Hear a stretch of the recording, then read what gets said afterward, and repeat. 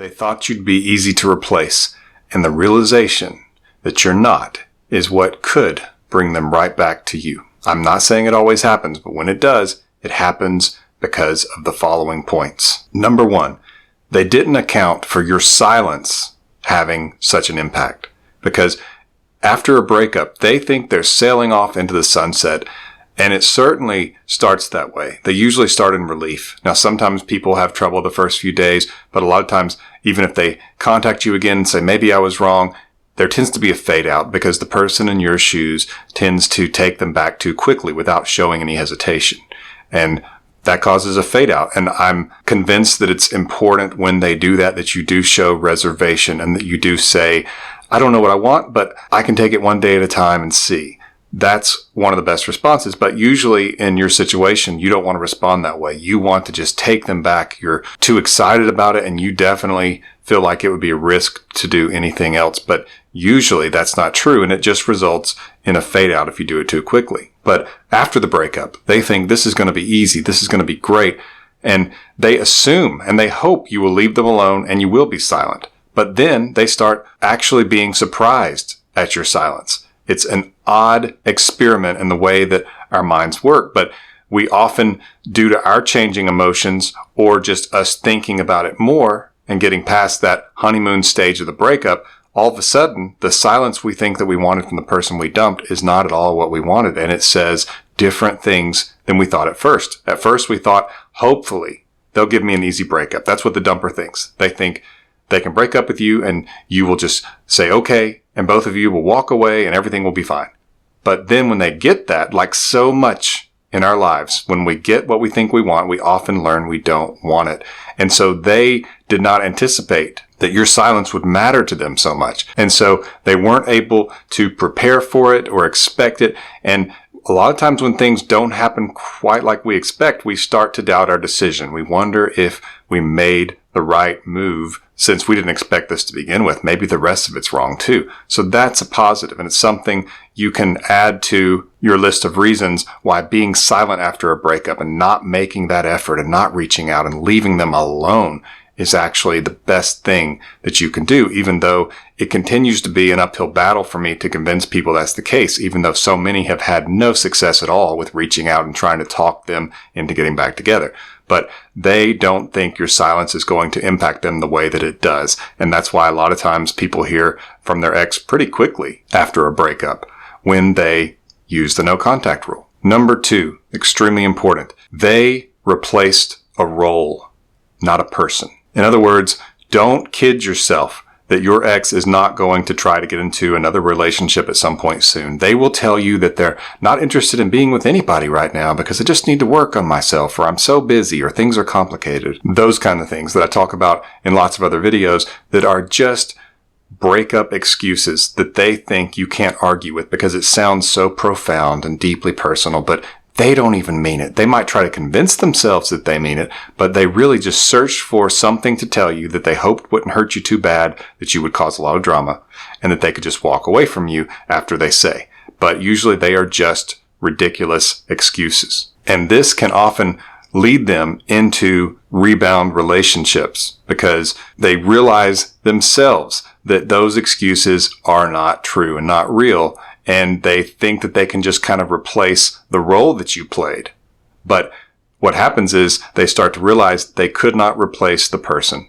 And that's where if they have been with you for a long period of time and they seemed that they just really liked being in the relationship with you and there was great chemistry between the two of you and there were great experiences and moments and all that, that's what can take out a rebound relationship, is when they realize they've replaced the role and they thought they could just jump into the intimacy, emotionally speaking, of that relationship, but then they start to realize that they weren't able to replace the person. Believe in that. Believe in yourself, that if you two had a great thing and you think you were the best person for them, that they will see that too. And the only way they can see that is if they think they're losing you or they have lost you to some degree and that you're not just right there by their side in case this new relationship doesn't work out. Let them actually have some concern that you are moving on with your life. And the best way to do that is simply to leave them 100,000% alone. Don't watch stories. Don't check in with them. Don't keep the lines of communication open.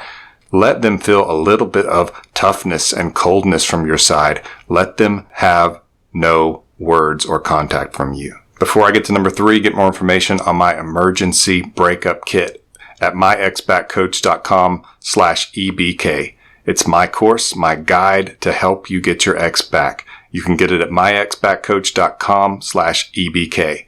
And for men, I also have Masculine Destiny. One person in the comments said it sounds like a cologne, which I think is a darn good idea. But for now, it's just a course. It's Masculine Destiny. It will help you be more successful with women, much more successful with women, and to understand them more.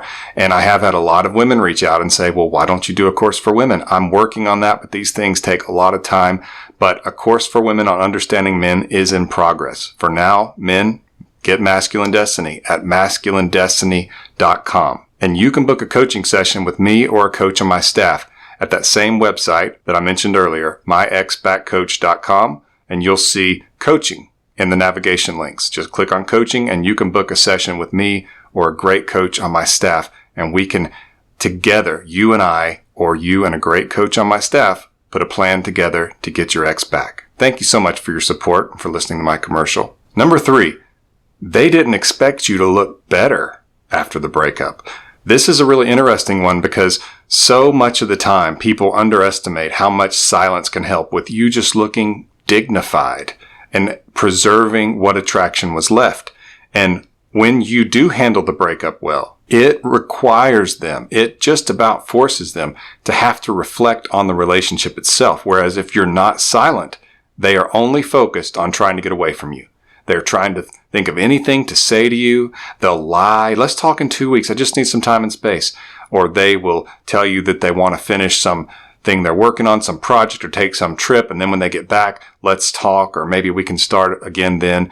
And that rarely works out. So don't put your hopes on that. And I do suggest you do not contact them and say, well, it's been 2 weeks. You said we'd talk. Don't do it. If they're interested, they'll reach out.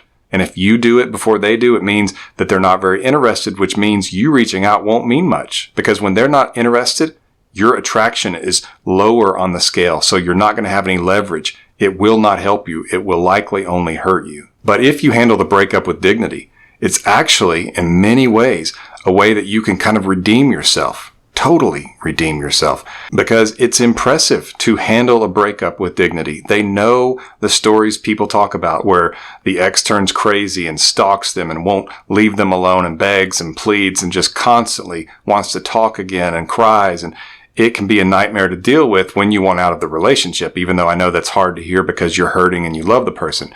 But it can actually be impressive. And so if they don't expect that you're actually going to look better after they break up with you, which is what no contact can do, then it can be quite a shock for them. Their attraction can grow and they can reach out. These things can seem kind of basic, but they're really powerful when you practically apply them and just let them resolve themselves. Trust your silence, which really means you trust yourself. It means you're secure in your own ability to reattract them. And that's what's attractive, because attractive people are secure in their ability to attract someone. So it's sort of reverse engineering attraction, if you think about it. Number 4, they thought they could leave without losing. That is, they thought there would be no negative consequences. But I implore you, I encourage you to offer them the consequences. Let them experience it. And that doesn't mean you say, you're going to experience this and this. You just let it happen. And that means that you do not provide them the benefits, the privileges of being yours anymore. You don't pay their bills if you were doing that. You don't help them out with problems unless it's just an extreme problem that you would help out any human being with. And don't try to find those things to justify seeing them, because again, your scarcity at this point does raise your value. It's what can show them that they could potentially lose you and that you wouldn't just be available if they ever wanted you back for some reason. That's the first step toward at least slowing them down and getting them to take a look at this and not just to assume that they're going to be happy without you, which they will do if you won't leave them alone, because their desire becomes just to get away from you, and they build up the idea of being free of you, and you just make it worse the more that you keep contacting them, begging, pleading, all that. Number 5 is my personal favorite. They are shocked to see that you handled the breakup better than they did. In other words, it's common if you were in a long-term relationship with this person and you had good experiences, great memories, that they will actually struggle, that they'll miss you, especially if you're not contacting them and you're not there, so they actually can miss you, which can't happen if you don't stay away, because then you can't be missed if you're constantly with them. But they didn't expect to hurt over it. They didn't expect to have difficulty with it. And your silence makes them think you're not having any problems with it. That's why so many people get reach outs. The person's asking, how are you doing? And things like that. They're actually wanting to hear that you're struggling, even though they don't want to admit that to themselves. They want to kind of hear that it's not easy for you. That's why they're asking. They think that they want to hear that it's easy for you because that way they won't feel guilty. But then when they do, it's like, well, wait a minute. What does that mean? It's easy for me to break up with him? I can break up with this person and it's no problem for them? That's something that can cause them to reconsider this. And they can even think, wow, he's handling it better than I am. She's handling it better than I am. That's quite the humbling experience. That can take them off of their high cloud of feeling that they are so attractive, which people often do after they break up with someone. I mean, it is psychologically an ego boost that you are telling someone, I just don't want to be with you. And they're saying, I want to be with you though. Even for the best people who have the best intentions and good hearts, it does make them feel that they are more attractive than you. That's just how life works. It doesn't make them a bad person. It's just kind of the math of the situation. I am breaking it up with you. You want to be with me, but I can't let that happen because I don't want to be with you. Yes, I'm going to feel more attractive than you. But when I see that you are handling this better than me, or at least that's what it looks like to me because I'm struggling, all of a sudden, that imbalance of attraction can flip to where you are now much higher than they thought of you at the breakup. Remember to get more information on my emergency breakup kit at myexbackcoach.com/EBK. And guys, get Masculine Destiny at masculinedestiny.com. You will thank me for it. You can always book a coaching session with me at myexbackcoach.com and just click on coaching. This has been Coach Lee, and as always, thank you for watching.